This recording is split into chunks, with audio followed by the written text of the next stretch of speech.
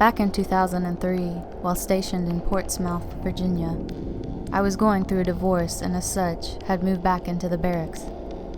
Reeling from the stress at the divorce, I had trouble sleeping and would go for a run at all hours. One such morning, around 4 a.m., I took off for a quick 5-miler. Portsmouth has some pretty dodgy areas, and my run took me straight through one of them. As I got to the top of a bridge, I saw someone standing on the side of the road. It was odd, but not completely unheard of, that I would see a non-runner standing somewhere other than the bus stop. Anyhow, he watched me the entire time I ran closer to him. As I got closer, he turned his back to me, but continued to watch me over his shoulder. Since I tend to become more friendly in awkward situations, I said hi as I ran past him, but I picked up my pace.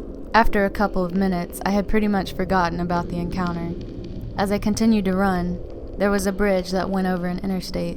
After I crossed the bridge, I about shit myself, as I saw the same guy standing on the side of the road again. No cars passed me, and there was no way he could have gotten from where we first met to here in that amount of time without driving past me. Again, being nervous, all I could say was, "Man, you're fast." I'm pretty sure I broke personal speed records after that. This happened to my friends, but it was quite creepy. In 2009, a friend of mine was coming home from a different city at 11 p.m. with his father, and 2 to 3 kilometers before entering the city, they suddenly saw a white horse standing in the middle of the road. He tried to save the horse, and severed the car into a ditch below the road. As they got out of the car, there was no horse to be seen anywhere. He told me this the next day, and we found it creepy. Fast forward to 2015, some other friends of mine were coming home from a different city at 1:30 in the morning and doing 140 kilometers per hour. They reach the same place near the city border and suddenly see the same white horse standing in the middle of the road. Driver weighed in his options and decided it's just best not to turn. He hit the brakes hard and the car just went straight through the horse, skidding. They came to a stop and realized it was a ghost horse or something and ran home. They told me about this the next day we talked. Weird thing is, neither of these friends have ever met each other, and there is 6 years difference between both occurrences. This is my friend's story. She was sleeping in on Halloween morning. She was having a vivid dream that she was having an out-of-body experience. Floating above herself, she was trying everything to wake herself up. She was screaming. We'll say Maggie. "Maggie, wake up. You have to wake up right now. You have to buy the kids Halloween candy." Getting up early, especially on a weekend morning, was extremely out of character for Maggie. She woke up in a panic sweat, throws on some clothes, and leaves in a hurry because for some reason, getting Halloween candy is super fucking important right now. Once she comes back home, she opens the door and is hit immediately by a strong scent of gas. Her roommate accidentally left the gas stove on, and gas had filled the entire house. She believes, as do I, in some unconscious last-ditch effort to save herself. She had this out-of-body dream to wake herself and leave the house immediately. I had a patient one night who was mentally disabled. She was very young, dark-skinned black woman with these huge eyes. I don't know if she always looked like that or if she was genuinely spooked, but they were open wide. The first thing she said to me when I walked in the room was, "She's dead. That lady is dead," nodding her head at the woman in the next bed.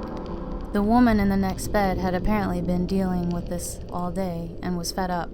"I'm not dead," she yelled. I tried to calm her down, to no avail. The day shift nurse told me she'd been doing that all day. I felt so bad for her roomie, I considered trying to transfer her, but that would just put someone else in the room to put up with it. She did this all night. She would even put her call light on to tell me her roommate was dead. So this was creepy on its own, but guess who died the next day? It wasn't an expected death either. I don't believe in the supernatural, but damn, that was quite a coincidence. My mother was a teenager and had had a dream where my uncle, Doug, was banging on some large doors while laying down. He was trying to yell something, but was injured badly. My mother says what woke her was the pounding noise on the door. She wakes up and runs to my grandparents' room crying. "Doug is in trouble, he's hurt." She tries to explain her dream, and they comfort her back into bed. Not long after, my mother wakes up again, but this time the knocks are real. My grandfather opens the door to 2 policemen. They tell my family that Doug has been stabbed in a parking lot at a local bar and was at the hospital. Apparently, my Uncle Doug had some words with 4 other guys in the bar about his girlfriend. They went to leave, and the 4 guys jumped him at the back of the bar. He yelled for his girlfriend to drive off and get help, so she did. But after the assault, he was found by one of the employees at the back of the bar, knocking with his little amount of strength on his stomach. They narrowly missed a main artery, too. He still had visible scars to show me as a kid. Take what you will from this story, but it still creeps me out. I was sitting downstairs, minding my own business, when my sister yells down for me to come upstairs. I argue back for her to come down and stop being lazy. This goes on for around 2 minutes, and I am highly irritated. All of a sudden, I go cold and realize my sister is in Japan for travel. But it was her exact voice.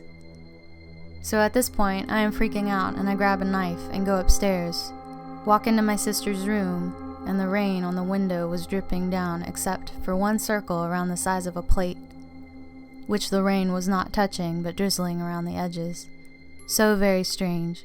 I called my sister, and she confirmed she was fine and had no idea what was upstairs.